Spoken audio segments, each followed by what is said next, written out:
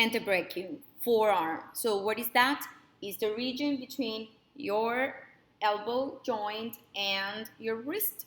Okay, that's the antebrachium, the forearm, this portion of your upper limb, and it contains two bones. We have the radius and the ulna. Before describing the position, let's remember that every anatomical description is made based on the anatomical position. So your hands, your arms are hanging on the side, the palms of your hands are facing towards you, okay, anteriorly, and the thumb or the pollex is facing laterally away from your body. So once that we describe that, the radius is located laterally on the forearm, okay, on the same side of the pollex. How I do remember that? Well, silly trick.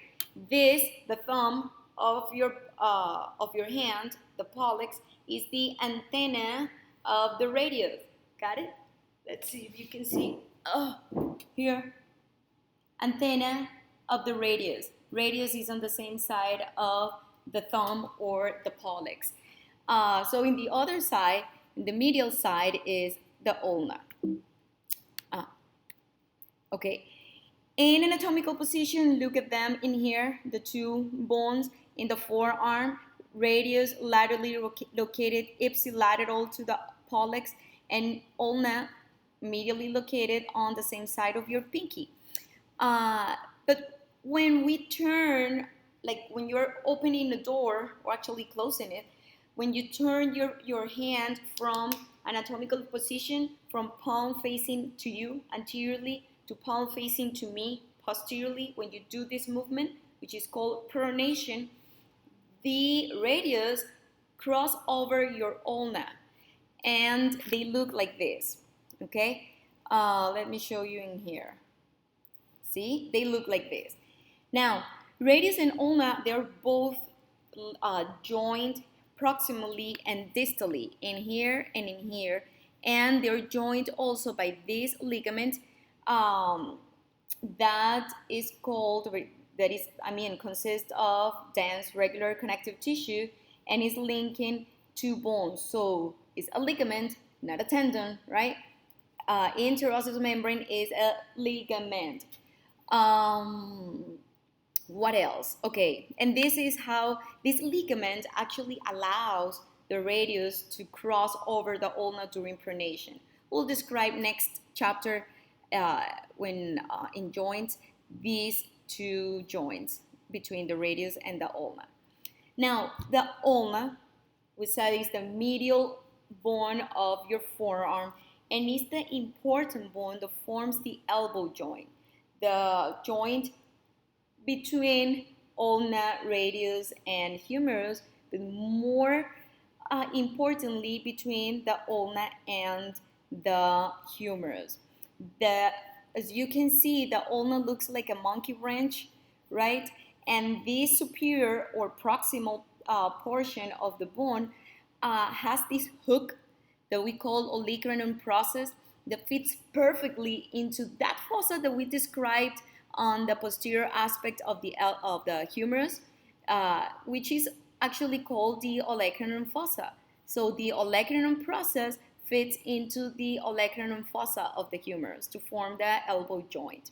Now, it also has this indentation in there, this notch, which is called the radial notch, that receives the radius to form another joint.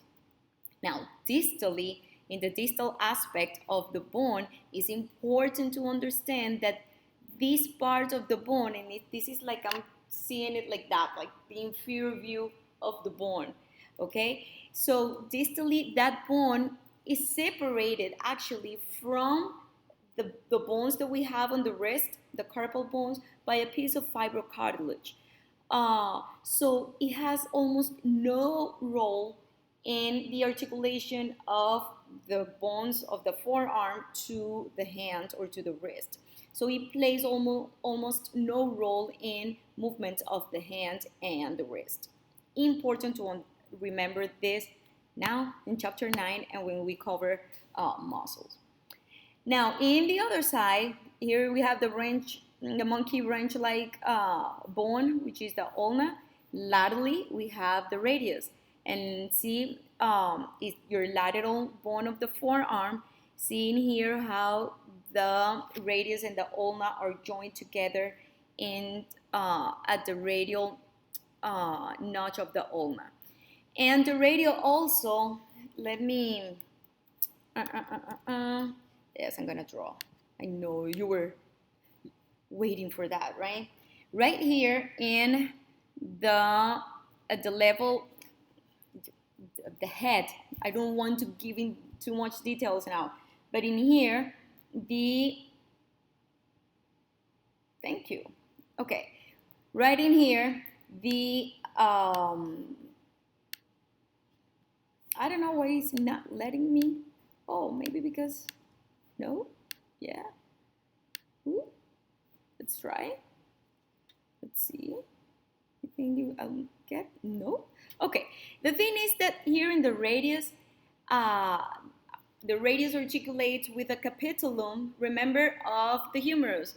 But this articulation is not important to form the elbow, to provide movements to the elbow. We can stabilize this a little bit, this joint a little bit, but it's not important to move the elbow joint. Now, if we go to the distal aspect of the joint, of the bone right here, we can see that this part of the bone, it is important, actually has these two facets that articulate with some carpal bones of your wrist, to form the wrist joint. So movement of the radius will move the hand.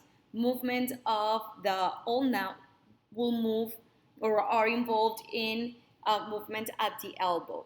Okay, this is important, very important to remember, as I said now.